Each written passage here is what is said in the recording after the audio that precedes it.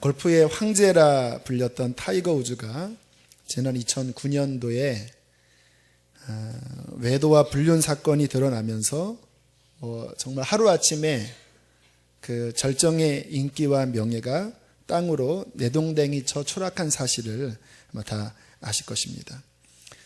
그것 때문에 아주 세계적인 수치를 타이거 우즈가 당했죠. 그가 그 스캔들 후에 기자회견을 통해서 이렇게 말을 했더라고요. 저는 제가 잘못된 길을 가고 있다는 것을 알고 있었습니다. 그러나 저는 일반적인 법칙에서 벗어나지 않는다고 제 자신을 설득했습니다. 이 정도쯤이야 그렇게 생각을 했던 것 같아요. 제가 원하는 것이라면 언제든지 할 수 있다고 생각했습니다. 저는 열심히 일해왔기 때문에 충분히 내 주변에 있는 유혹들을 즐길 자격이 있다고 생각했습니다. 저는 내 자신만을 생각했고 결코 누구에게 상처를 주고 있다고는 절대 생각하지 못했습니다.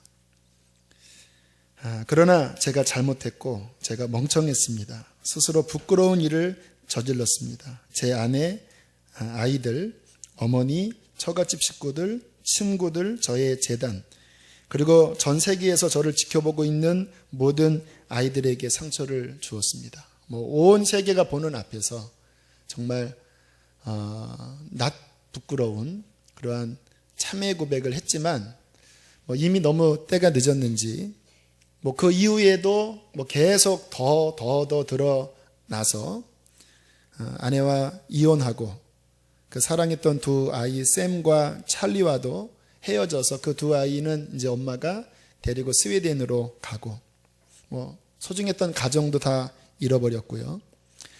근데 이상한 거는요, 그렇게 골프를 잘했는데 그 이후에 슬럼프에 빠집니다. 단기간 빠진 게 아니라 굉장히 긴 시간, 얼마 전에 우승을 한번 했나요? 그 전까지는 너무너무 골프도 안 되고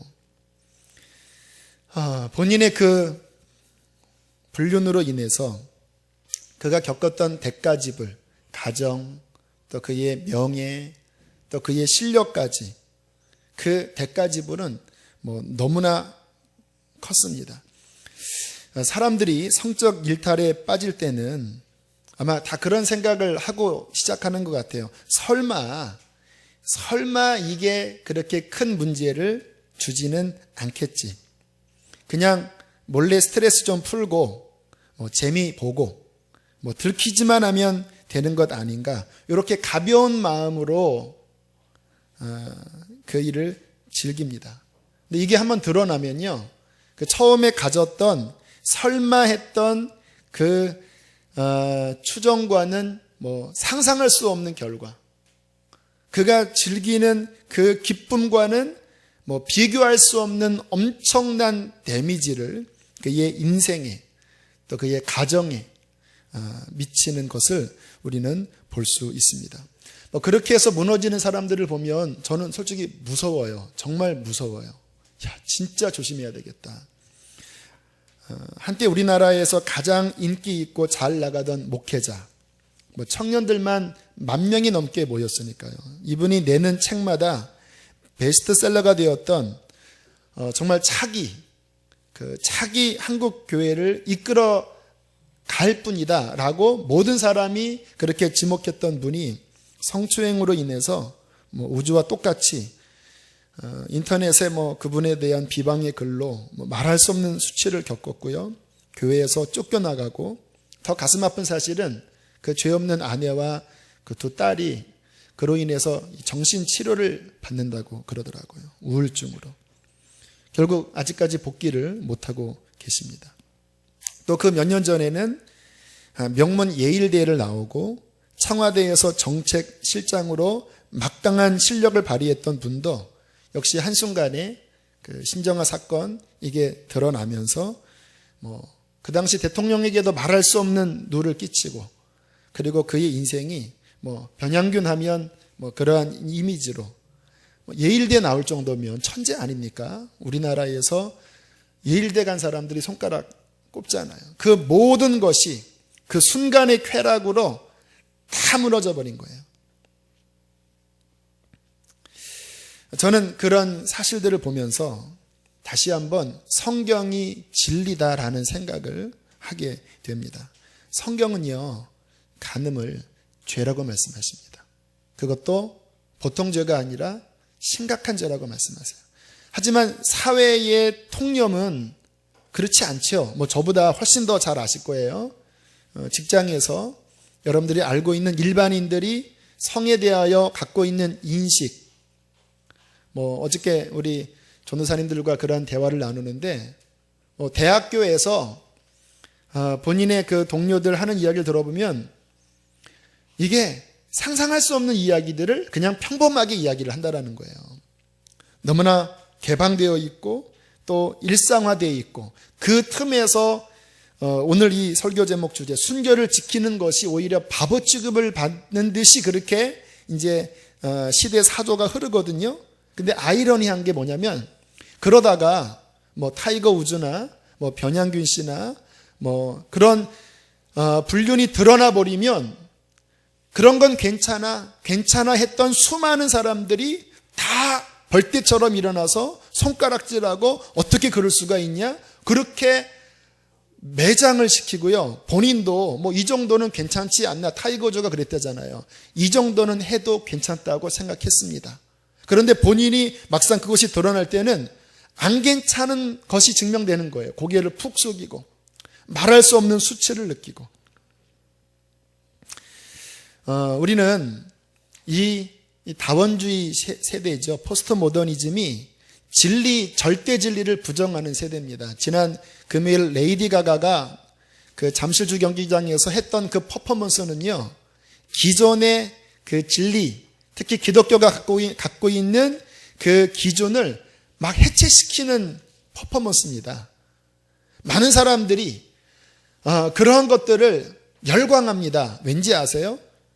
육신의 그 본성을 자극하기 때문에 겉으로는 억압하지만 이 죄에 대한 욕구의 그 열기를 누군가 자극하면 막 맞다, 그래, 그게 죄냐, 이렇게 반응하면서도 또 한편으로는 그렇게 드러나면 또 수치스러운 이런 이중적인 모습을 갖고 있거든요. 우리들은 세상의 가치가 아니라 성경에서 그것을 뭐라고 말씀하시는지 귀를 기울이셔야 합니다. 왜냐하면 말씀만이 진리이기 때문에 그래요. 자, 성은 무엇일까요? 왜 성적인 죄가 그렇게 큰 데미지를 입히는 것일까요? 창조의 원리를 살펴보셔야 합니다. 왜냐하면 성을 창조하신 분은 하나님이시기 때문에 그래요. 하나님이 성을 창조하실 때 굉장히 독특하고 특별하게 창조하셨습니다. 성에 대하여 성경에 처음 나오는 말씀이 창세기 2장 24절인데요. 잘 아시는 말씀입니다. 이러므로 남자가 부모를 떠나 그의 아내와 합하여 둘이 한 몸을 이룰지니라.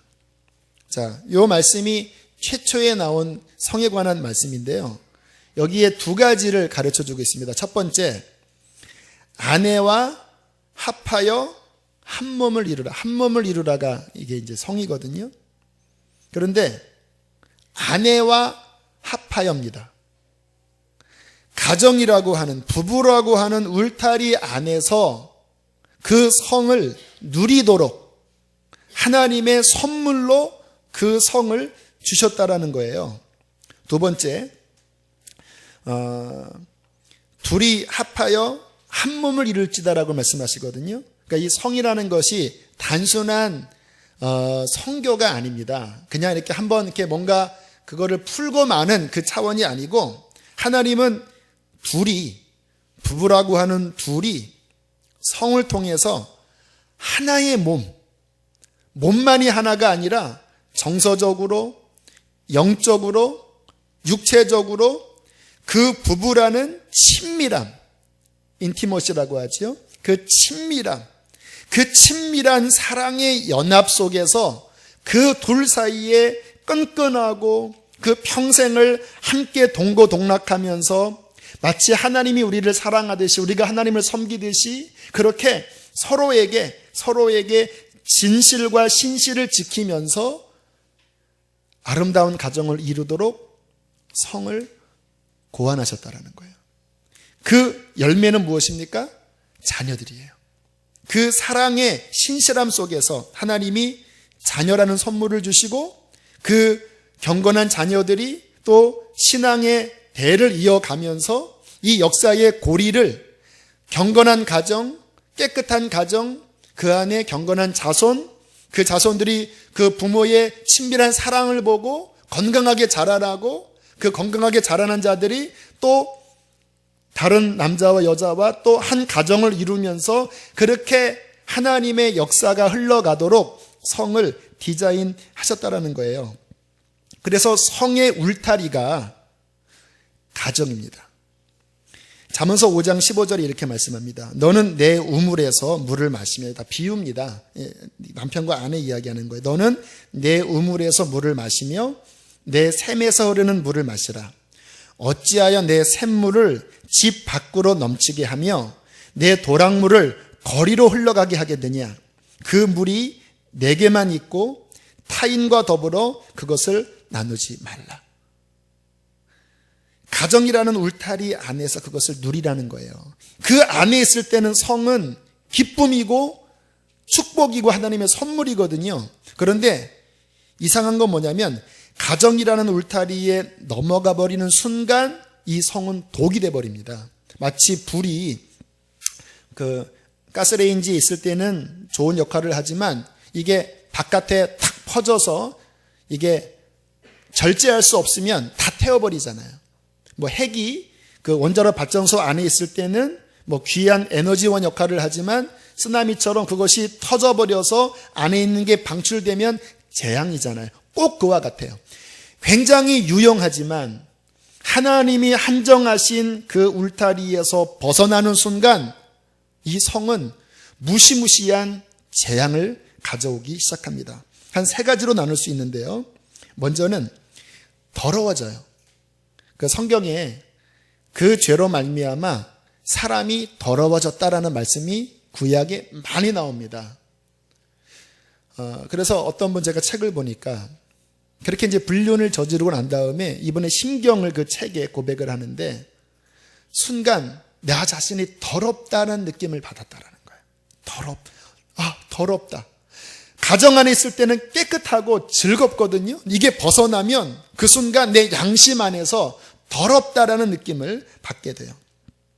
그리고 두 번째는 아까 나눈 말씀처럼 그 부부 안에서 이 성이 친밀한 그 연합과 또 부부의 그 하나됨을 그 성이 그 촉매제 역할을 하는데 생각해 보세요. 다른 배우자와 이게 관계를 맺게 되면 이게 한번 생각해 보세요. 부부와 하나인데 이 사람이 또 다른 사람과 섞여서 하나가 되면 어떻게 되는 거예요? 마치 이 물에다가 똥물 탄 거잖아요. 이 물은 순수한 물입니다. 제가 먹을 수 있어요. 그러나 다른 구정물과 섞어버리면은 이게 내 안에 들어오기가 거북스럽게 되는 거예요. 단순한 육체만이 아니라는 거예요. 다른 사람에게 섞일 때에 그 사람의 본성 안에 여러분 그 분노, 막 그 배우자가 외도를 행했기 때문에 그 막 울부짖는 분노의 소리는요 정말 참아 들을 수 없습니다. 제가 전에 있던 곳에서 한 분의 그 사실이 뭐 몇십 년 만에 결국은 드러났어요. 제가 그 부인 되는 분을 제가 그 사실을 아니까 저에게 이제 자신의 아픔도 고백하고 또 기도받으러 오시면요 아무튼 계속 기도받을 때마다 그 속에서 그분이 울부짖는 소리가 이게 뭐 참아 들을 수가 없습니다. 막 너무 배신감에 그 너무 고통에 막 울어도 이게 해결이 안 되나 봐요. 계속 우세요. 그러면 또 위로해드리고 또 보내드리면 다음에 목사님 죽을 것 같아요. 기도해 주세요. 하나님 이 권사님의 마음을 만져주세요. 막 우는데 이게 막 너무 이 고통에 못 이기는 울음이 있잖아요. 사람이 더러워질 뿐만 아니라 그 가정에 말할 수 없는 고통을 주고요. 세 번째는요. 하나님과의 관계가 막혀버립니다. 이 양심이 깨끗해야지 하나님과 이게 대화가 되거든요. 근데 딱 그 죄를 범한 순간 양심이 더러워져서 하나님께 못 나가요. 기도가 안 돼요. 예배가 안 돼요. 계속 죄의식에 점점 하나님을 멀리 떠나면서 방황하는 일들을 행하게 되는 것입니다. 잠언서 6장 32절 33절은 이렇게 말씀합니다. 간음을 하는 자는 무지한 자라. 이것을 행하는 자는 자기의 영혼을 망하게 하며 상함과 능욕을 받고 부끄러움을 씻을 수가 없나니. 자기 영혼 망하게 하고요, 능욕을 받게 하고 그 부끄러움을 씻을 수 없다라고 말씀하고 있습니다. 자, 성경에 예를 들면 기억나시죠? 구약의 다윗. 다윗처럼 하나님께 인정받은 인물이 예나 지금이나 실은 없어요. 그 범죄는 있었지만 다윗의 인생은 정말 하나님의 사랑과 인정을 받았고, 그래서 하나님이 이제 그를 높이 올려주셨습니다. 그리고 너무 편안했어요. 어느 날 왕궁 지붕 위를 걷다가 이렇게 뭔가 목욕하는 소리가 들려서 이렇게 보는 순간, 그 순간 이게 속에 있었던 이제 정욕이 올라온 거예요.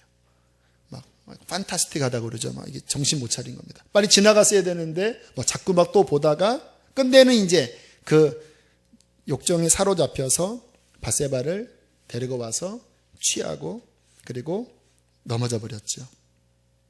근데 이게 숨길 수가 없습니다, 여러분. 숨길 것 같거든요. 못 숨겨요. 이 배우자 이야기 들어보면은 다 낌새를 느낍니다. 뭔가 다른 거예요. 결국 나단이 가서 책망을 했을 때 다윗이 하나님 앞에 또 경건한 사람이었기 때문에 통회하고 회개할 때 그 통회 시가 시편에 두 군데 나옵니다. 시편 51편, 시편 32편. 그 다윗의 고백을 보면 그 죄에 빠졌을 때 다윗의 마음이 어땠는지를 피력하고 있습니다. 내가 입을 열지 아니할 때에 종일 신음함으로 내 뼈가 쇠하였도다. 주의 손이 주야로 나를 누르시오니 내 진액이 빠져서 여름 가뭄의 마름같이 되었나이다. 이게 막 고백하지 않고 이게 막 참고 있는데 막 속이 막 삐쩍삐쩍 말라가는 것 같다라는 거예요. 막 주님의 그 손이 막 내 양심을 막 누르고 너무 고통스럽게 하는 거예요.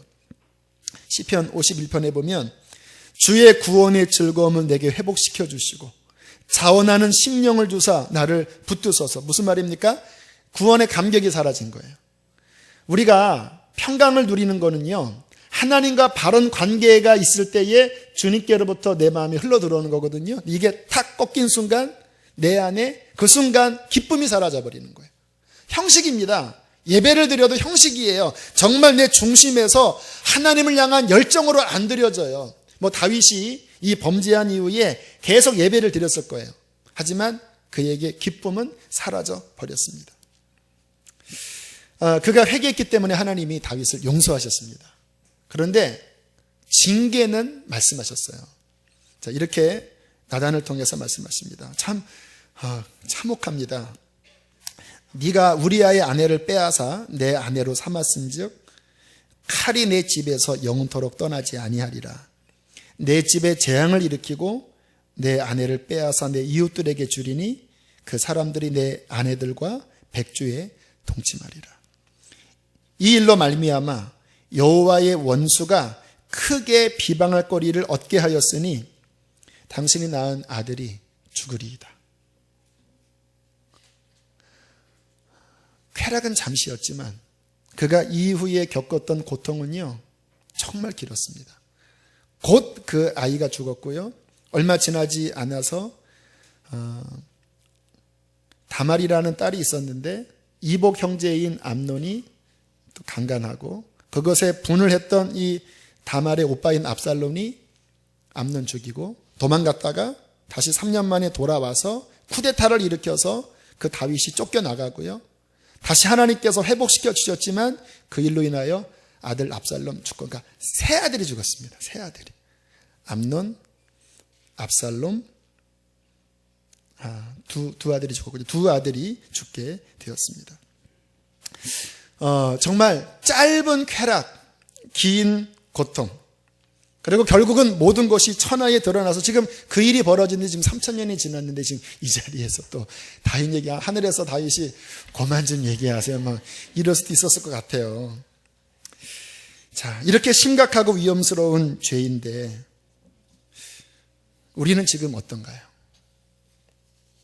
어제 이 설교를 열심히 준비하고 있는데 갑자기 문자가 왔습니다. 뭐야 하고 봤더니 연예인 C양 몰래 영상 www.sex 이 설교 준비하는데 그 문자가 온 거예요. 어디서 왔는지 모르겠어요. 길거리 지나가면 오빠 외로울 때 전화해요. 080-777-6666 그 번호 또 전화하지 마세요. 제가 지어서 한 얘기입니다. 뭐 이러한 것들이 우리 주변에 너무나 많이 흐르고 있는데에 저는 그나마 교회 안에 있고 정말 하나님을 붙잡으려고 애를 쓰는데도 저에게 다가오는 도전은 만만치 않거든요. 그런데 제가 걱정스러운 것은 우리 교우들 그리고 우리 자녀들이 저는 너무 걱정스러워요. 너무나 많은 목회자들도 이 부분에 넘어지는데 나 자신도 걱정스럽고요. 어떤 한 형제가 모태신앙인데요. 어릴 때부터 아무튼 잘 교회에서 자라왔다가 대학을 떨어지고 좀 방황을 한 것 같아요. 그래서 이제 뭐 선배를 소개받았는데 재벌 2세들을 소개받았대요. 근데 이 재벌 2세들이 이 형제를 좋아했나 봐요. 그래서 같이 이제 놀기도 하고 뭐 돈을 진짜 하루에 뭐 몇백만 원, 몇천만 원씩 쓴대요. 뭐 고급 요정에 가고. 그래서 이제 그런데 함께 따라가면서 세상 맛을 이제 보기 시작한 거예요. 모태신앙이. 근데 그래도 모태신앙은 지킬 건 지키거든요. 술은 먹지 않고 그냥 그 자리에서 이렇게 안주빨 날리면서 이렇게 이제 그 대화를 주고받는데 이제 고급 요정에 들어갔는데 이제 계속 이게 술을 마시지 않으니까 그 옆에서 그 접대하는 아가씨가 아니 오빠는 왜 술 안 먹어요? 그러더래요. 뭐 대답할 수가 있어야죠. 교회 다녀서 안 먹는다고 못하잖아요. 옆에 있는 그 선배가 얘는 교회 다녀서 안 먹어. 너무 창피했더래요. 근데 갑자기 그 접대부 자매가 어머 나도 교회 다니는데 이러더래요. 그 순간 마음이 비참한 거예요. 아니 속으로 너 교회 다니는데 왜 여기 나왔냐라고 말하고 싶지만 속에서 그럼 너는 이러니까 그래도 물어보더래요. 그럼 오빠 어디 교회 다녀? 그래서 말하기 싫었지만 서울에 있는 그 큰 교회 다니고 했더니 이 자매가 어머 나도 그 교회 다니는데 목사님 설교 너무 은혜롭고 막 하는데 너무 비참해서 그냥 벌떡 일어나서 나가버리고 영영이 그리고 그 사람들이 핸드폰을 선물해 줬거든요. 그 핸드폰을 쓰레기통에 버리고 그냥 너무 비참하더래요. 이게 뭔가 도대체. 거기에 있는 나는 뭐며 아니 같은 교회 다니는 저 왜 자매는 왜 이 자리에서 아무런 죄의식도 없이 저렇게 살아가는가. 지금 우리 가운데 과연 우리는 깨끗할까? 글쎄 뭐 대부분은 깨끗할 수 있겠지만 혹시 이 가운데 어떠한 분은 아내에게 숨기고 공동체에게 숨기는 그 끊지 못한 여전히 내가 외로울 때면 내 마음이 힘들어질 때면 그 전화번호를 기웃기웃거리고 그리고 우주처럼 그렇게 은밀한 행각을 벌이는 일이 없다라고 장담 못해요.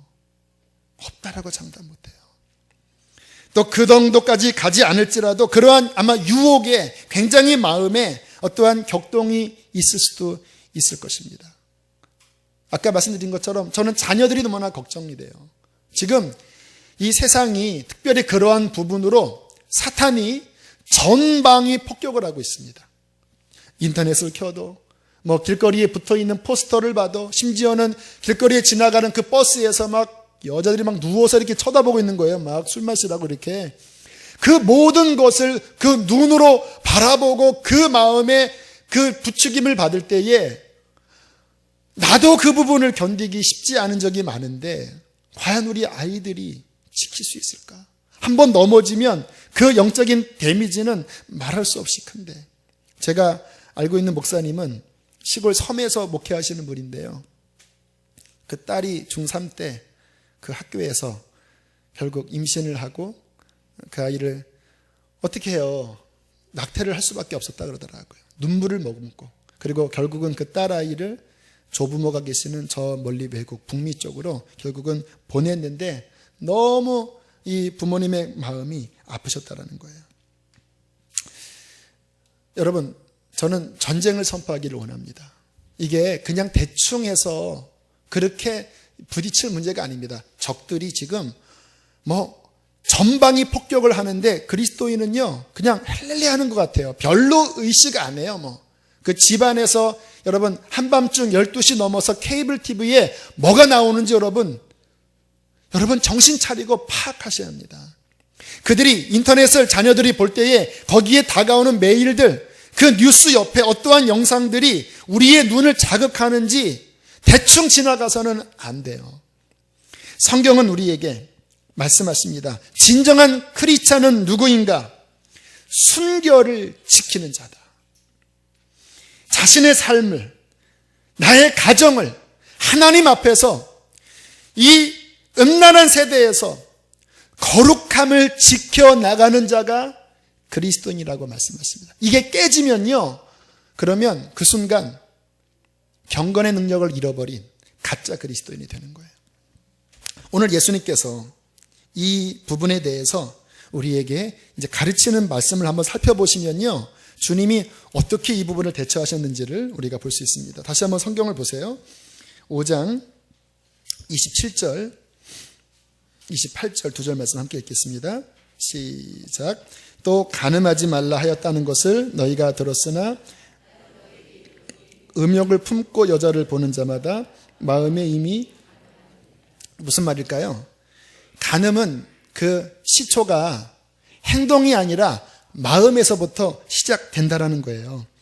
먼저 마음을 지키지 않으면 곧 그 성적 자극의 생각들이, 그 영상들이 곧 현실로 될 것이기 때문에 이 부분을 이기려면 먼저 싹부터 잘라야 한다. 그리고 29절 30절에 이렇게 말씀하십니다. 함께 읽습니다. 시작. 만일 내 오른눈이 너로 실족하게 하거든 빼어내버리라.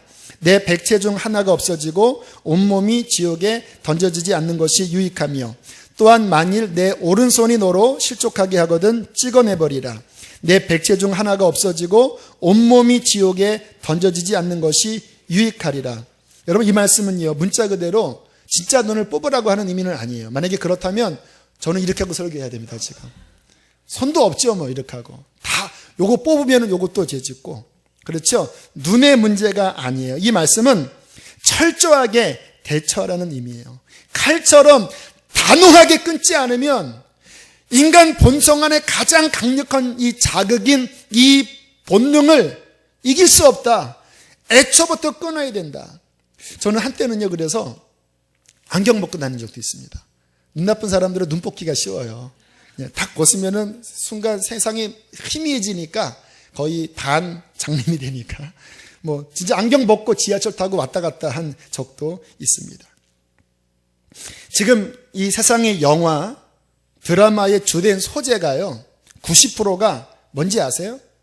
폭력과 성입니다. 두 개 연결되어 있어요. 가장 자극적인 거예요. 과거보다 지금 수위가 훨씬 높아요. 지금 여러분이 설교 한 30분 지났거든요. 한 30분 정도 이 설교를 듣는 것을 통해서 이 마음의 생각이, 하나님의 진리 안에서 이게 문제구나. 그게 그런 데미지를 줘네 진짜. 정말 하나님 앞에 지켜야지라고 영향을 받거든요. 30분 정도에.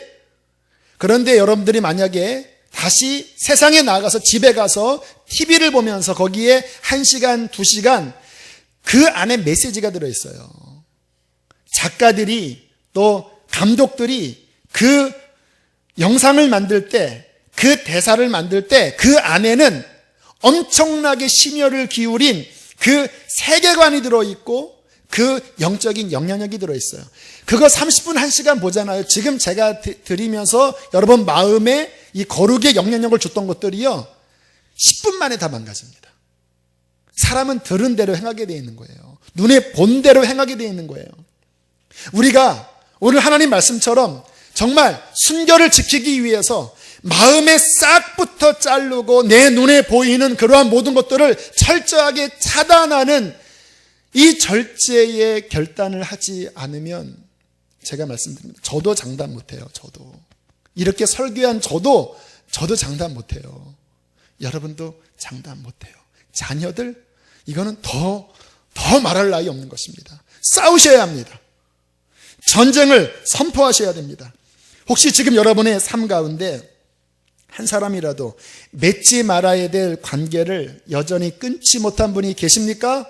주님의 이름으로 경고하고 권면합니다. 그 죄를 끊지 않으면 그 죄는 여러분을 죽일 것입니다. 심판받게 되실 거예요. 성경에 이 죄는 몸이 하나님의 성전인데 몸을 더럽히면 하나님이 멸하신다고 그러셨어요. 몸의 죄를, 성전된 몸을 범죄하게 해서는 안 돼. 그것 때문에 얼마나 많은 상처를 주는지 아십니까? 끊으시기 바랍니다. 혹 그런 관계까지 갖지 않았지라도 뭔가 내 마음속에 계속 유혹을 느끼는 대상이 있다면 오늘 이 진리의 검으로 그 모든 싹을 자르게 되기를 축복합니다. 혹시 인터넷 중독에 빠져서 틈만 나면 또는 회개했지만 자꾸 내 마음이 울적해지고 스트레스를 받고 뭔가 내 마음이 허전할 때면 자꾸 이상한 곳으로, 은밀한 곳에 들어가는 분들이 계십니까? 그분들에게 권면합니다. 공동체에게 고백하십시오. 저도 빠진 적이 있었거든요. 근데 이게 혼자 회개로 안 되더라고요. 고백하셔야 합니다. 공동체 안에. 그래서 이번 목장은 남자 여자 나눠서 하셔야 돼요. 고백하세요. 부끄럽지만 고백하세요. 저도 실수하면 고백했습니다. 앞으로도 고백할 거예요. 제가 이 자리에서 이렇게 설교하는 제가 고백하는 것은 저에게는 거의 죽음입니다. 하지만 혹시 넘어지면 고백하셔야 됩니다. 고백이 우리를 정결하게 씻어내기 때문인 것입니다. 혹시 과거의 죄가 뭔가 내 양심 안에서 여전히 해결 안 됐다고 느끼는 분들 계시죠? 그분들도 역시 고백하세요. 저에게 메일이라도 보내세요. 여기 주보 안에 제 메일이 있습니다. 보내셔서 정말 내 마음이 그리스도의 보혈 안에 씻김받고 다시 한번 자유를 얻으셔야지 우리가 살 수 있습니다. 여러분, 그러나 말씀을 드립니다. 우리에게는 십자가가 있어요. 절망해서는 안 돼요. 혹시 넘어졌어도 그러한 어려움이 있다 할지라도 예수 그리스도의 십자가는 용서하지 못할 죄가 없고 또 용서받지 못할 죄가 없는 것입니다. 그 십자가 앞에 나아가 우리의 죄를 자백하고 또 공동체에 고백하고 그 보혈을 의지하면 주님께서는 우리를 완전히 깨끗하게 씻어 주실 것입니다. 혹시 이 가운데 여러분이 범한 것은 아니지만 배우자로 인하여 또는 부모로 인하여 그 아픔을 겪은 분들이 아마 계시죠. 다윗처럼. 다윗 때문에 온 가족이 힘들었잖아요. 그분들에게 주님께서 그저께 말씀을 준비하는데 위로하라는 말씀을 주시더라고요. 물론 그 아픔 때문에 여러분의 삶에 고통이 있었지만 그러나 주님께서는 회복시켜 주실 것입니다. 이에 관한 어떤 예증을 들고 싶은데 제가 한번 생각을 해봤습니다.